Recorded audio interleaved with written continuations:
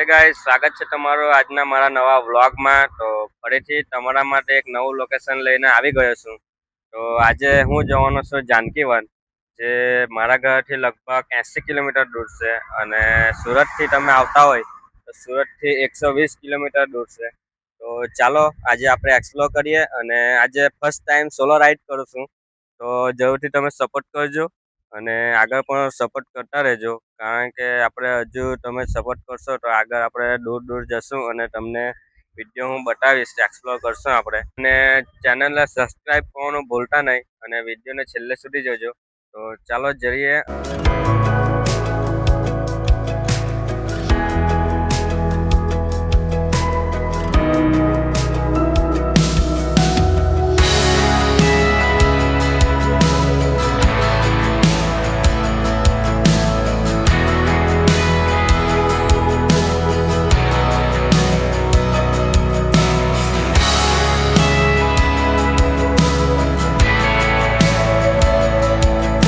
Finally guys, હમણાં હું પહોંચી ગયો છું જાનકીવન। આ છે જાનકીવનનો ગેટ અને અહીંયાથી હું આવ્યો છું અને આ બાજુ પાર્કિંગની જગ્યા છે, તો અહીંયા તમે પાર્ક કરી શકો।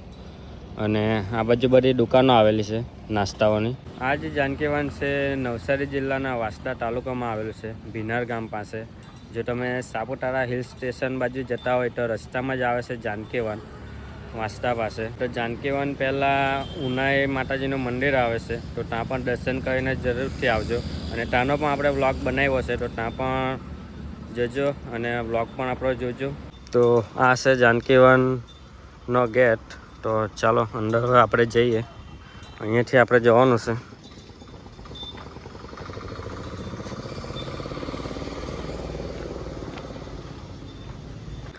અને અહીંયા છે રજિસ્ટ્રેશન ઓફિસ, જ્યાં તમારે રજિસ્ટ્રેશન કરાવવું પડશે। અહીંયા કોઈ પણ જાતની ફ્રી નથી। તો ચાલો આપણે રજિસ્ટ્રેશન કરી લઈએ।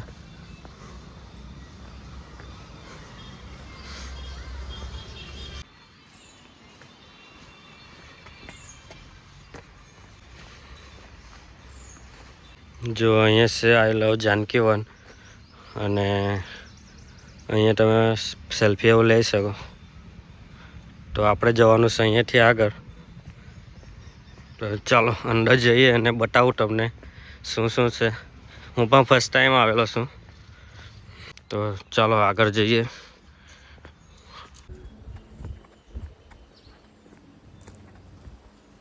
તો આ બાજુ છે વન કવચ અને આપણે આ જવાનું છે આ બાજુ પરિચય કેન્દ્ર। તો આ બાજુ પહેલાં જઈએ, આપણે આ જવાનું છે આ બાજુથી એમ ફરીને અહીંયાથી આવવાનું છે। તો ચાલો જઈએ અહીંથી।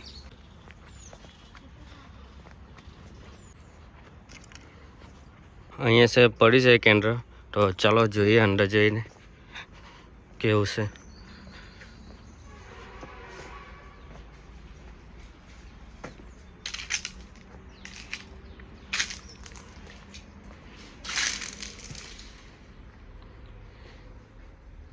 જો અહીંયા લેપર એવું છે અને પ્રાણીઓ અને પક્ષીઓ વિશે અહીંયા સમજાવવામાં આવેલું છે।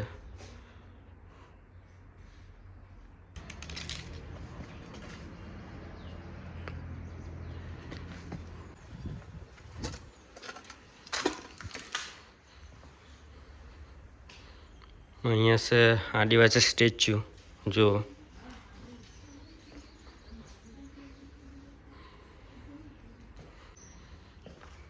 અહીંયા છે મહર્ષિ ઋષિનું સ્ટેચ્યુ અને અહીંયા સમજાવવામાં આવેલું છે આયુર્વેદિકનું। જો ચામડીના રોગ, હૃદયના, આંખના, શ્વાસના, એ પથરીના, એ બધું જ અહીંયા સમજાવવામાં આવેલું છે। તો અહીંયા આપણે જોયું, હવે આપણે જવાનું છે અહીંયાથી આગળ। તો ચાલો આગળ જઈએ। અને આ જે જાનકીવન છે એ બહુ મોટું છે, અહીંયાથી આપણે જવાનું છે આગળ।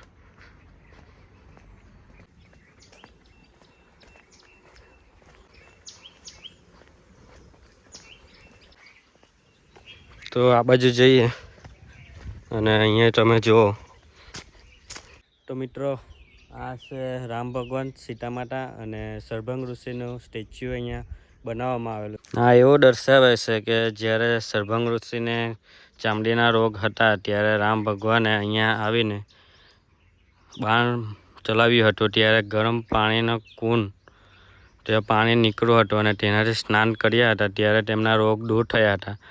આ જે ઉનાઈમાં તમે દર્શન કરવા માટે જાઓ છો ત્યાં જે ગરમ પાણીના કુંડ છે તે અહીંયા દર્શાવવામાં આવેલું છે. તો હવે આપણે જઈએ અહીંયાથી આગળ. તો આગળ જોઈએ શું છે અને તમને પણ બતાવું. અને જો અહીંયા ચારે બાજુ વૃક્ષ જ છે. તો તમે ફેમિલી સાથે આવો તો ટાઈમ સ્પેન્ડ માટે બેસ્ટ જગ્યા છે અને છોકરાઓને પણ વધારે ગમશે અહીંયા. તો ચાલો આપણે હવે જઈએ આગળ, તમને બતાવો. અહીંયાથી આગળ જવાનું છે. તો ચાલો.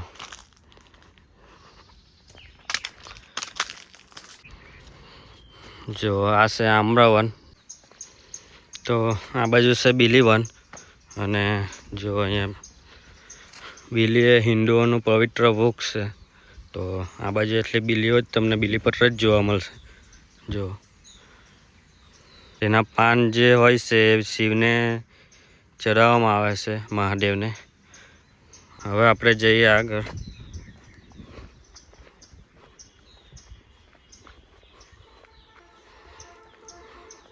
જો એક આ બાજુ રસ્તો છે અને એક આ બાજુ. તો આ બાજુ છે એ બાલવાટિકા, નવગ્રહવન, નક્ષત્રવન, એ બધું આ બાજુ આવશે. અને આ બાજુ તમે જશો તો વાલ્મીકી આશ્રમ અને ચંદનવન એ બધું આ બાજુ આવશે. તો પહેલાં આપણે જઈએ આ બાજુ અને પછી તમને બતાવો આ બાજુ. તો ચાલો આ બાજુ જઈએ. આ પર તમને અહીંયા જોવા મળશે ચિલોટ્રો. હવે આપણે જઈએ અહીંયાથી આગળ. જો તમારે એક દિવસ માટે ફેમિલી સાથે કશે ફરવા જવું હોય પિકનિક માટે તો આ જગ્યા બેસ્ટ છે, જાનકીવન. અને સુરતથી માત્ર 120 કિલોમીટર દૂર છે આ. અહીંયા તમને જોવા મળશે નેચર અને નાના છોકરાઓ માટે રમવાનું પણ છે અને ઘણું બધું અહીંયા જાણવા પણ તમને મળશે. તો જરૂરથી એકવાર વિઝિટ કરજો અહીંયા. અહીંયાથી હમણાં હું આવ્યો છું અને હજુ આપણે અહીંયાથી જવાનું છે આગળ. અને આ જે જાનકીવન છે એ બહુ મોટું છે અને ચાલીને થાકી જ જશો તમે, કારણ કે એટલું મોટું છે કે અહીંયા ઘણું બધું અહીંયા છે અંદર જોવા મળશે તમને. અને ઘણું બધું અહીંયા તમને જાણવા પણ મળશે. તો હું તો થોડીક વાર અહીંયા ઊભો રહ્યો છું, પછી આપણે જઈશું અહીંથી આગળ અને પછી તમને બતાવું. તો ચાલો જઈએ અહીંયાથી આગળ હવે અને બતાવો આગળ શું છે.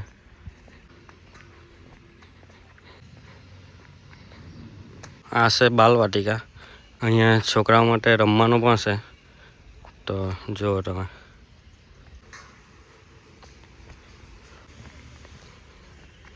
તો મિત્રો મારી પાસે જુઓ, આ છે જાનકીવન. જો કેટલા મોટા અક્ષર અહીંયા લખેલું છે.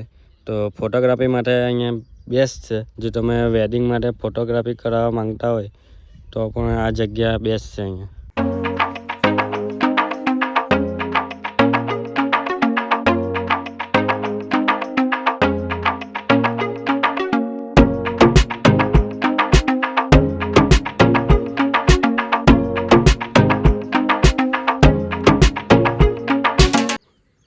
આ બાજુ છોકરાઓ માટે રમવાનું. આ છે મોટું ગાર્ડન.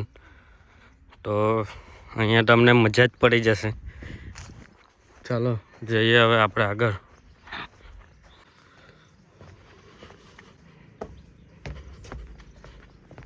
તો અહીંયાથી હમણાં હું આવ્યો છું અને આ છે પુલ. તો પુલ પરથી તમે જુઓ જાનકીવનનો નજારો. ચારે બાજુ તમને વૃક્ષો જ દેખાશે અને અહીંયા છે લેક, પણ હમણાં પાણી નથી. ચોમાસામાં તમે આવશો, શિયાળામાં ચોમાસામાં, તો અહીંયા તમને પાણી પણ જોવા મળશે અને ફોટોગ્રાફી માટે બેસ્ટ છે. જો તો ચાલો આપણે હવે અહીંથી જઈએ આગળ.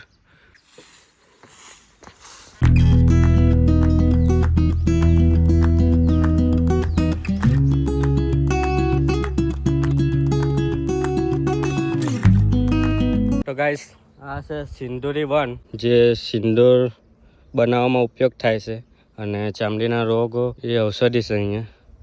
જો સિંદૂરી વન. ચાલો આગળ જઈએ હવે.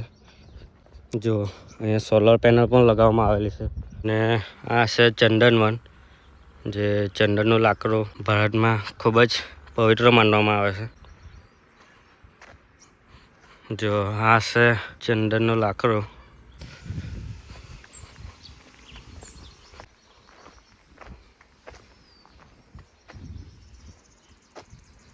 સૌથી વધારે અહીંયા લોકો આવે છે ફેમિલી અને કપલ લોકો. જો તમારે પણ અહીંયા આવવું હોય તો ટાઈમિંગ છે સવારે 9થી સાંજે 6 વાગ્યાનો, અને સોમવારે બંધ રહેશે જાનકીવન, તો એ ખાસ નોંધ લેવી. જો અહીંયા સાફ સફાઈનો પણ ખાસ ધ્યાન લે છે. તમે પણ અહીંયા આવો તો ગમે ત્યાં કચરો નાખતા નહીં, અહીંયા ડસ્ટબિન મૂકેલા જ છે તો એમાં જ નાખો.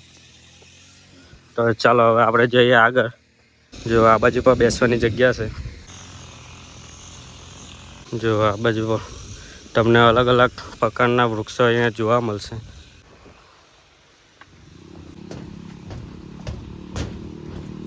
જાનકીવનમાં આવા રસ્તાઓ છે, વૃક્ષોની અંદરથી જવાનું છે આપણે.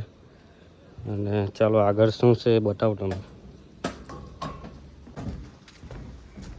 જો અહીંયા છે અશોક વાટિકા.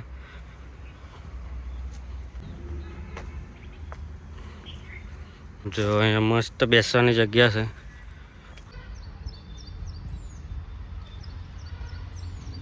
તો વિડીયો આપણે અહીંયા પૂરો કરીએ, અને વિડીયો તમને પસંદ આવ્યો હોય તો વિડીયોને લાઈક, કમેન્ટ અને સબસ્ક્રાઈબ જરૂરથી કરજો.